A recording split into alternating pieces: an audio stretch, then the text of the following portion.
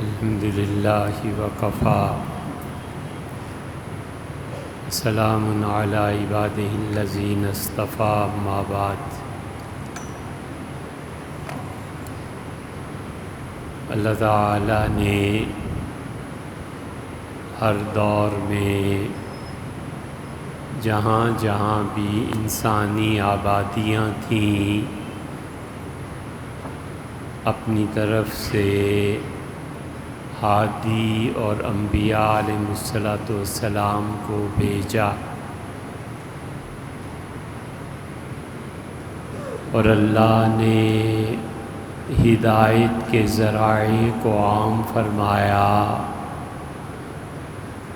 اور یہ کبھی بھی ایسے نہیں ہوتا کہ جہاں پر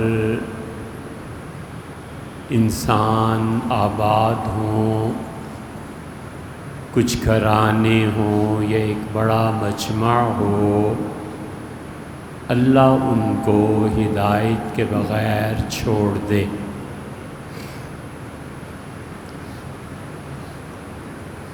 اور یہ کہ حضرت رسالت پناہ صلی اللہ علیہ وسلم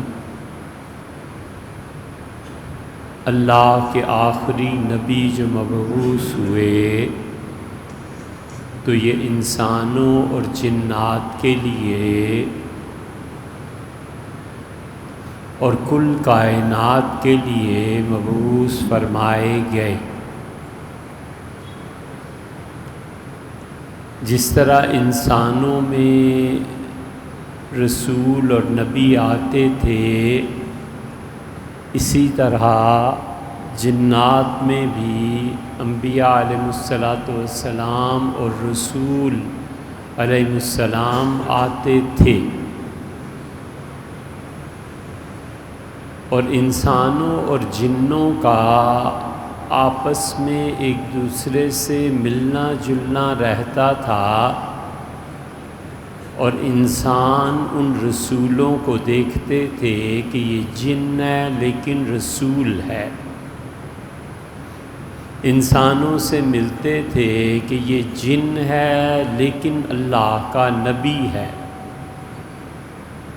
تو یہ جتنے بھی جنات میں انبیاء علیہ السلام اور رسول آئے، اور جب وہ انسانوں سے ملے تو ان کے انتقال کے بعد انسانوں نے ان کے بت بنانا شروع کیے، اور جنات نے بھی۔ یہ ہندوؤں کے جتنے معبود آپ دیکھتے ہیں، یہ معبود در حقیقت وہ جنات ہیں جو قبل از تاریخ کے زمانے میں کہیں آئے تھے، اور انسانوں نے ان کی صورتیں بنا لیں کہ اس کے 4 ہاتھ ہیں اور اس کی 10 ٹانگیں۔ سورہ انعام میں اسی لیے وہیں سے یہ استنباط ہے، اور تفصیل اس کی حضرت قاضی ثناء اللہ صاحب پانی پتی رحمۃ اللہ علیہ نے لکھی ہے کہ انبیاء علیہ السلام کا جنات میں آنا کیسا تھا، اور اسی لیے ان کے پیر و مرشد حضرت مرزا مظہر جان جانا رحمۃ اللہ علیہ یہ ہندوؤں کو بھی اہل کتاب سے مانتے ہیں، اور اسی وجہ سے یہ مغل جو شادیاں ہندو خواتین سے کرتے تھے، تو ان کے پاس کوئی فتویٰ تھا کہ ہندو اہل کتاب میں سے ہیں۔ جب ہم نہیں جانتے تو خام خواہ مغلوں پر طعنے کی زبان کو دراز کرتے ہیں کہ ہندوؤں کے ساتھ مغلوں نے کیوں شادیاں کی۔ ایک طرف ہندو جنہوں نے اکبر کی قبر تک کو اکھاڑ کر پھینک دیا، کہ ہماری عورتوں سے شادیاں کرتا تھا، اور دوسری طرف وہ مسلمان جو جاہل، جو نہیں جانتے تھے کہ مغلوں نے جو شادیاں ہندو خواتین سے کیں وہ ہندوؤں کو اہل کتاب سمجھ کر کی تھی۔ انبیاء علیہ السلام ہر جگہ آئے ہیں،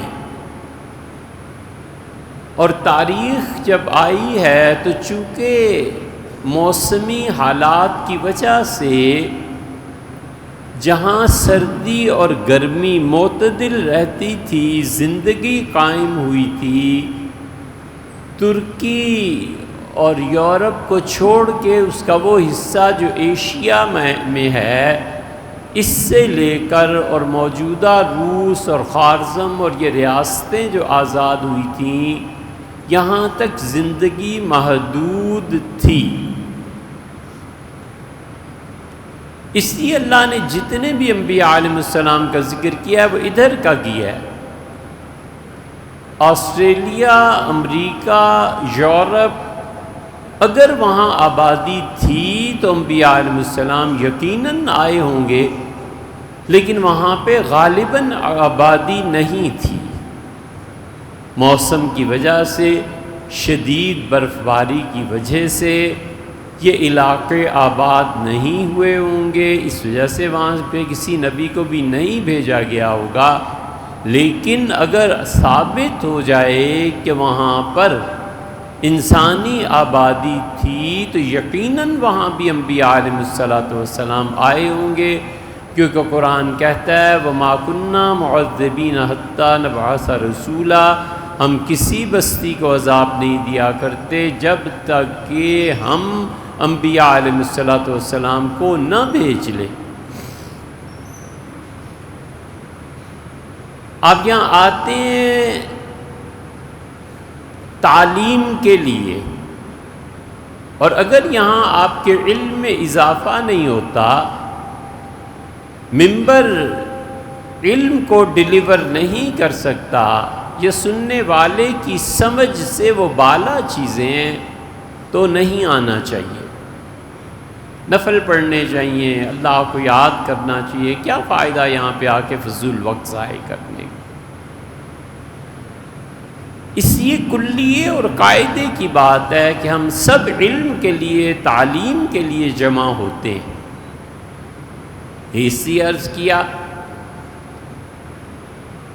کہ دیکھو گمراہی اور ہدایت کیسے ایک دوسرے سے راہیں جدا کرتی ہیں۔ ایک ملحد کی کتاب پڑھ رہے تھے جو اللہ کا انکار کرتا ہے، اللہ تعالیٰ کو مانتا ہی نہیں ہے۔ ہم نے آپ سے کہا کہ اللہ نے فرمایا کہ ہم عذاب نہیں دیا کرتے جب تک کہ رسول علیہ السلام آ کے بتا نہ دیں قوم کو کہ یہ اچھا ہے، یہ برا۔ رسالت آتی ہے، حق، اللہ کی مرضی اور اللہ کی ناراضگی کا پتہ چلتا ہے، نافرمانوں پہ پھر عذاب آیا کرتا ہے۔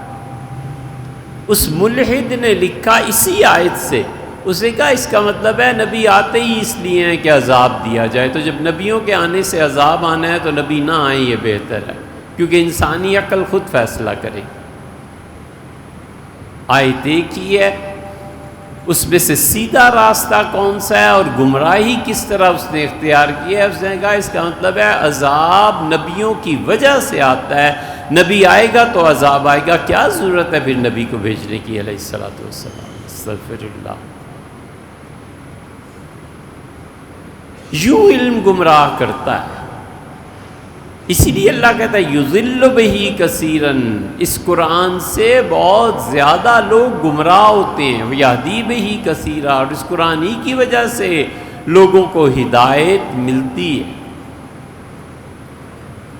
اسی مٹھاس سے، اسی چینی اور شکر سے، اسی گلوکوز سے انسان کا جسم چلتا ہے اور یہی برباد بھی کر دیتا ہے ڈائبٹیز کی صورت میں۔ تو انبیاء علیہ السلام کا اللہ نے کہا وَلِكُلِّ قَوْمٍ ہَادٍ، دوسری جگہ فرمایا ہر جگہ جہاں پہ بھی آبادی تھی ہم نے ہادی بھیجے، اور 2 مرتبہ اللہ نے بڑا طویل وقفہ دیا ہے۔ حضرت ادریس علیہ السلام کب آئے؟ عمومی طور پہ مورخین کا خیال ہے کہ حضرت نوح علیہ السلام سے بھی پہلے کی شخصیت ہے، اور اگر یہ مان لیا جائے تو ادریس علیہ السلام نوح علیہ السلام سے بھی پہلے کسی زمانے میں آئے تھے، اور عربوں نے یہ لکھا ہے کہ 900 سال تک کوئی نبی نہیں آیا۔ یہ جو 900 سال ہیں یہ ایک، اور دوسرے یہ تو ثابت ہے کہ سیدنا مسیح علیہ السلام کے بعد 600 برس تک دنیا میں کوئی نبی نہیں آیا۔ 610 ہجری میں جا کر کہیں، 610 عیسوی میں جا کر کہیں حضور اقدس صلی اللہ علیہ وسلم کی طرف وحی آئی ہے، اور یہ اللہ کے آخری رسول اور پہلی وحی تھی جس سے کہا اقرأ بسم ربک الذی خلق، اور پھر کہا کہ پڑھیے اللہ کے نام سے، پھر کہا کہ پڑھیے۔ 5 آیتیں نازل کیں اور 3 علم کے متعلق تھی۔ علم الانسان، اللہ نے تعلیم دی انسان کو قلم کے ذریعے، اور انسان کو وہ کچھ سکھایا جو وہ نہیں جانتا تھا۔ بنیاد رکھ دی کہ اس کائنات میں آئندہ جتنی بھی ترقی اور تنزل ہوگا سب علم بنیاد بنے گا، علم کی طرف لپکو۔ یہ مشرکین میں وہی نازل ہو رہی ہے، معاشرہ ظاہرہ ان پہ مشتمل ہے۔ یہ نہیں فرمایا عبادت کرو، یہ بھی نہیں فرمایا میری توحید کے قائل ہو، جو پہلا لفظ یہ کہا اقرا، پڑھیے۔ 600 سال یہ دوسرا وقفہ، اور پہلا وقفہ 900 سال کا۔ اللہ نے کہا اس وقفے کو فطرتم بعد الرسل۔ فطرہ عربی میں کہتے ہیں جب جانور کا دودھ نکالا جائے تو ایک دھار اور دوسری دھار کے درمیان میں جو وقت ہے اسے فطرہ کہتے ہیں۔ اللہ نے کہا فطرتم بعد الرسل، رسولوں کے بعد ایک طویل ایک وقفہ آیا، اور اس وقفے کے بعد حضرت رسالت پناہ علیہ الصلوۃ والتسلیم ان کو بھیجا گیا۔ تو فطرت کا وقفہ ایک یہ تھا، ایک 900 سال پہلے تھا۔ اس میں ایک نسل مثلاً ادریس علیہ السلام کو لے لیں، عیسیٰ علیہ السلام کو لے لیں، ان دونوں کے بعد سینکڑوں سال تک کوئی وحی کوئی نبوت نہیں تھی، تو 1 2 4 نسلیں تو اس اصل دین پر قائم رہی۔ عیسیٰ علیہ السلام کے حواری اور سیدنا مسیح علیہ السلام کے ماننے والے، پھر دوسری نسل، پھر تیسری، آہستہ آہستہ دین تبدیل ہوتا چلا گیا۔ ادریس علیہ السلام کے بعد پہلی نسل، دوسری، تیسری، چوتھی، پانچویں، کہیں تبدیل ہوا؟ یہ تبدیلی دین کے بعد جو اللہ نے کسی نبی کو بھی نہیں بھیجا، تو اس 600-700 سال میں ادھر، اور عیسیٰ علیہ السلام کے آنے کے بعد 300-400 سال حضور اقدس صلی اللہ علیہ وسلم کی تشریف آوری سے پہلے، یہ دونوں زمانے ایسے ہیں جو فطرت کے زمانے ہیں، جو وقفے کے زمانے ہیں۔ نہ ہدایت ہے قوموں کے پاس، نہ نبوت آ رہی ہے۔ اس میں جتنے لوگوں کا بھی انتقال ہو گیا ہے، یہ سب کے سب چاہے وہ شرک ہی کرتے رہے، وہ جہنم میں نہیں جائیں۔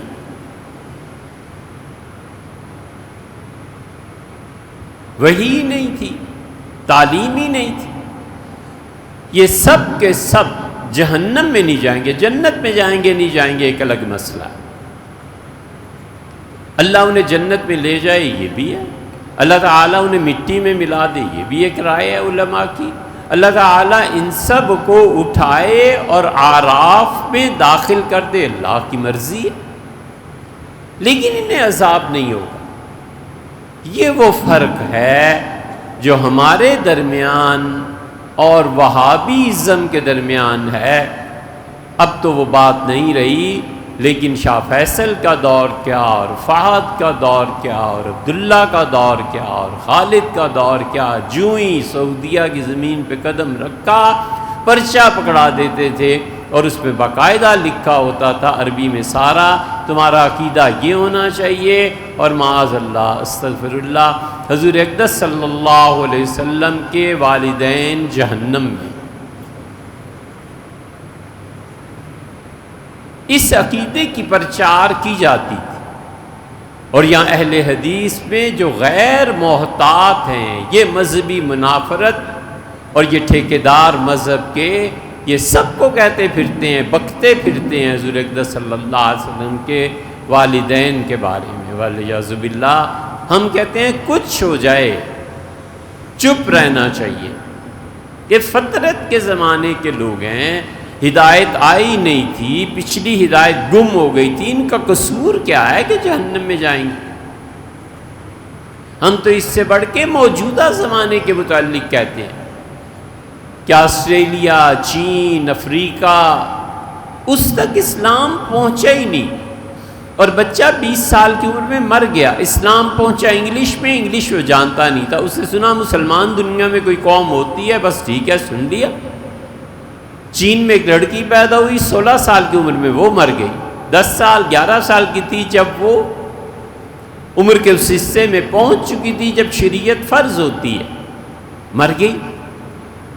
اب بھیجو اسے جہنم میں، بغیر عقل کے، بغیر یہ سوچے کہ اس کا قصور کیا ہے۔ چائنیز زبان میں اس تک خدا کے احکامات کی تعلیم پہنچی ہوتی، کسی نے سمجھا دیا ہوتا کہ بیٹی کفر یہ ہے، اسلام یہ ہے، اور وہ سمجھ گئی ہوتی، سمجھنے کے بعد انکار کرتی، اب کفر لازم آتا ہے، ایسے تھوڑا ہی ہے کہ وہ کافرہ ہو گئی۔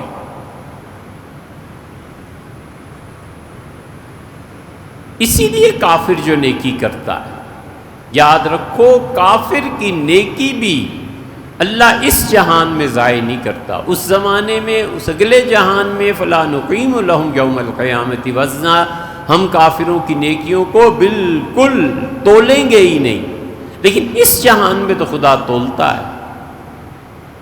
حکیم ابن حزام رضی اللہ عنہ، حضرت خدیجہ رضی اللہ عنہ کے پھوپھیزاد بھائی، حضور اقدس صلی اللہ علیہ وسلم نے ان کے کفر کے زمانے میں جب وہ اسلام سے باہر تھے تو ان کے متعلق فرمایا تھا بدر کے میدان میں کہ قوم اگر حکیم کی مان لیں تو سب چھٹ جائیں گے، نجات پا جائیں گے۔ وہ اتنے دانا آدمی تھے، حاضر ہوئے اسلام کی قبولیت کے بعد اور عرض کیا کہ اللہ کے رسول، یہ قریش جو تھے، یہ پورا نظام عبد المطلب نے بنایا تھا، پوری ریاست قائم کی تھی۔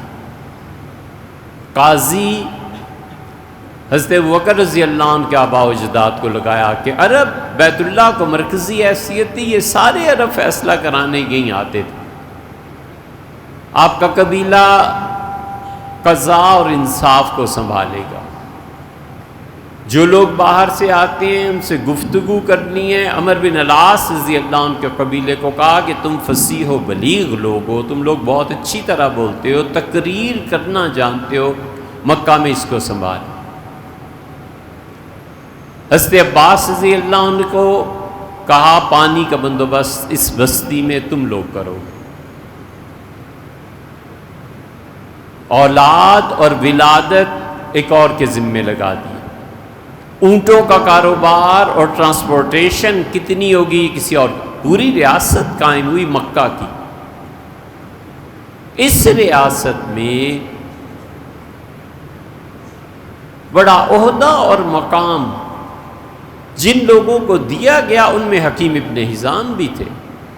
بیت اللہ میں جہاں مطاف میں وہ نیم دائرہ ہاف سرکل جہاں بنتا ہے، اس کے باہر ایک اسی جگہ پہ ایک عمارت تھی، اور اس میں یہ جمع ہو کر مشورہ کرتے تھے کوئی بھی اہم کام، اور 40 سال سے کم عمر کا آدمی نہیں جا سکتا تھا۔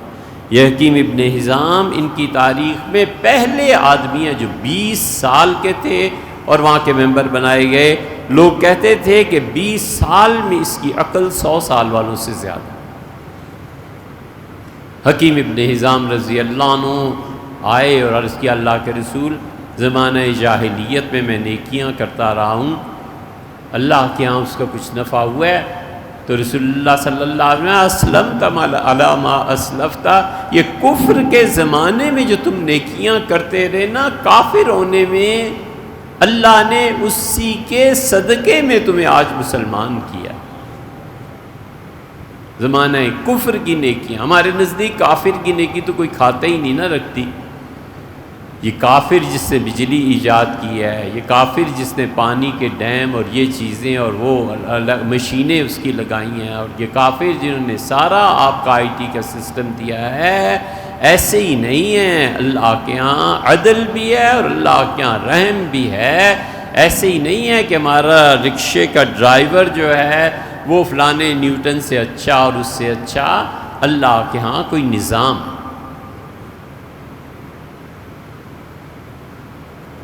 اسی یہ فطرت کے دور ہیں، ان دونوں ادوار میں، وہ پہلا اور دوسرا، کافر کی نیکی بھی اس کا وزن ہے۔ رسول اللہ صلی اللہ علیہ وسلم اسلم تعالیٰ معاصرت، یہ تمہیں وہ جو کرتے رہے ہو نا زمانہ جاہلیت میں نیکی کے کام، اللہ نے اس کا اجر اور صلہ دیا ہے کہ تمہارا عقیدہ ٹھیک ہو گیا۔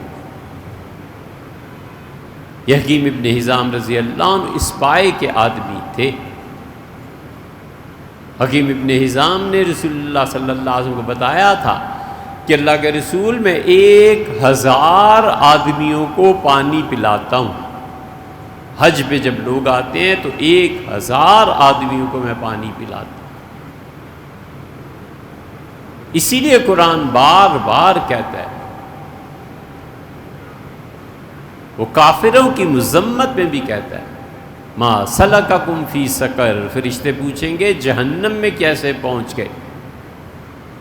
قالوا لم نک من المصلین، وہ کہیں گے ہم نماز نہیں پڑھتے تھے۔ قرآن میں اس جگہ آیت کا ترجمہ تو یہی ہے کہ ہم نماز نہیں پڑھتے تھے، لیکن نماز سے مراد اللہ کی بندگی ہے، اللہ کی اطاعت ہے، کہ ہم اللہ کو نہیں مانتے تھے، اس کی بندگی نہیں کرتے تھے۔ اور ہم غریبوں کو کھانا کھلانے کی دعوت بھی نہیں دیتے تھے۔ کھانا کھلانا ایک الگ چیز ہے، کسی کو کہنا کہ یار غریبوں کو کھانا کھلا دو، کیوں نہ آج ہم 5 آدمیوں کی سالن روٹی بازار سے خریدیں اور غریبوں کو کھلا دیں، کیوں نہ ہم آج عیسائیوں کی بستی میں جائیں اور ایک دیگ دے دیں ان کو کھانے کے لیے۔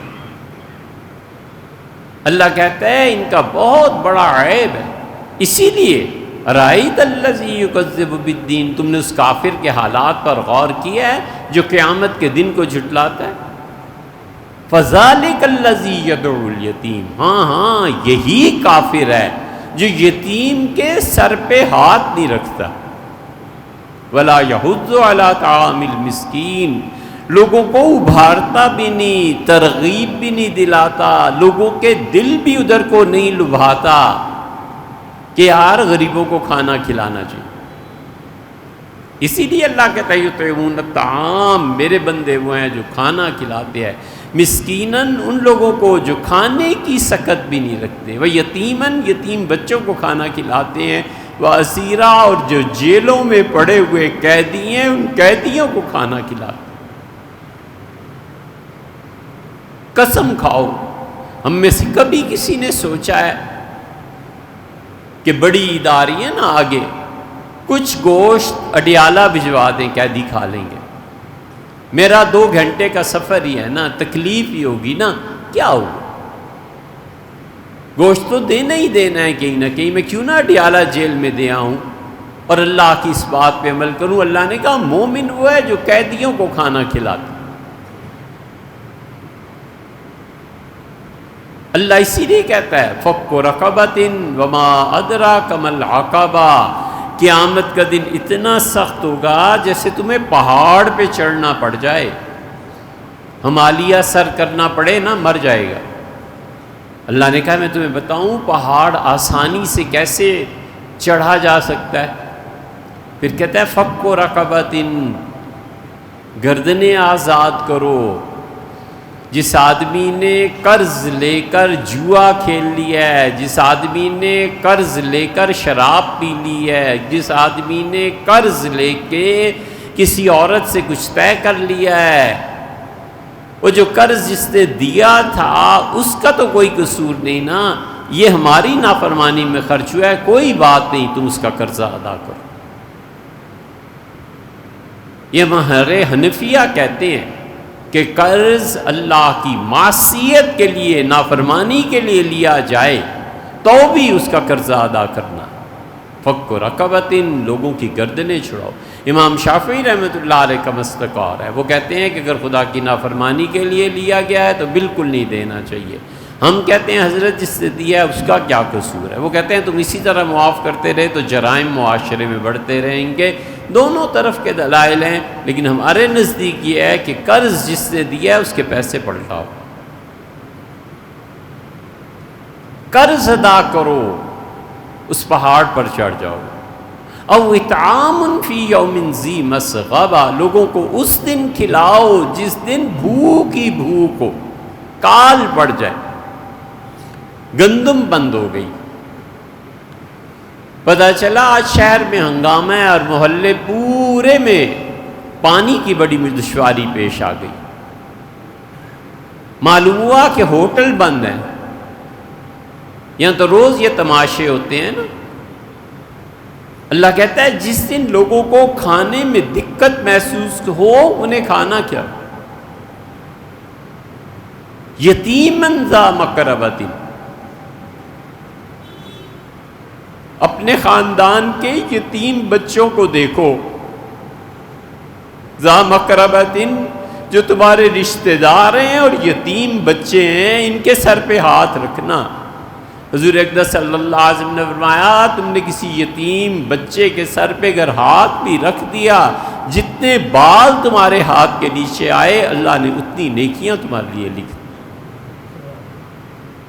اپنے یتیم ہونے کو اگر ہوا ہو تو یاد کرے آدمی کس قسمہ پرسی میں زندگی گزرتی ہے۔ اللہ نے کہا ان بچوں کو کھلاؤ۔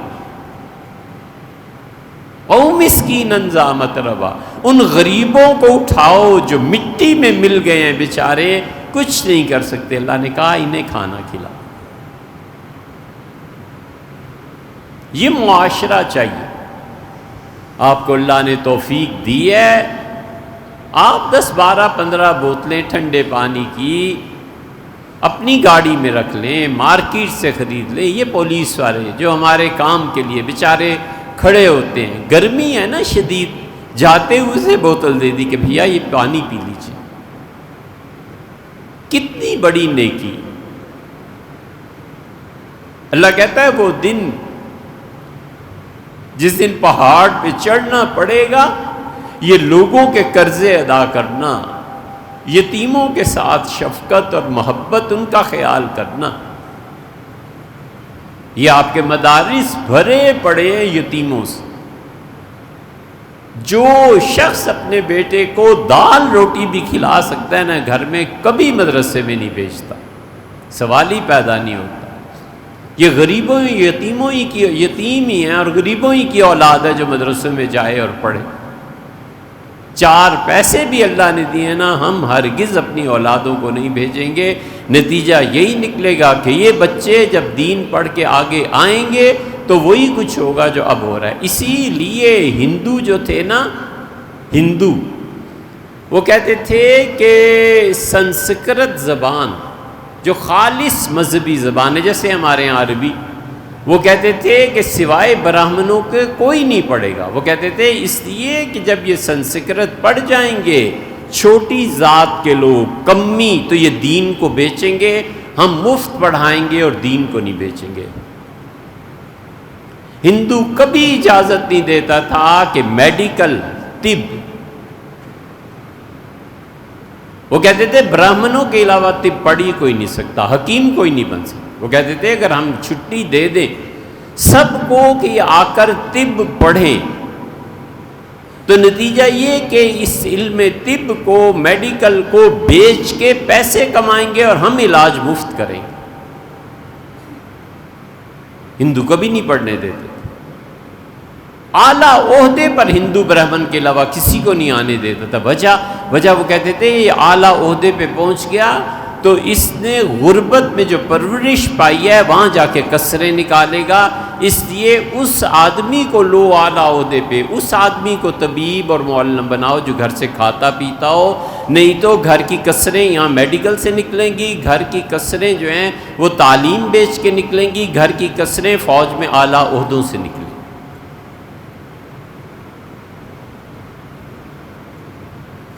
انہوں نے انسانوں کا تجربہ کیا ہوا.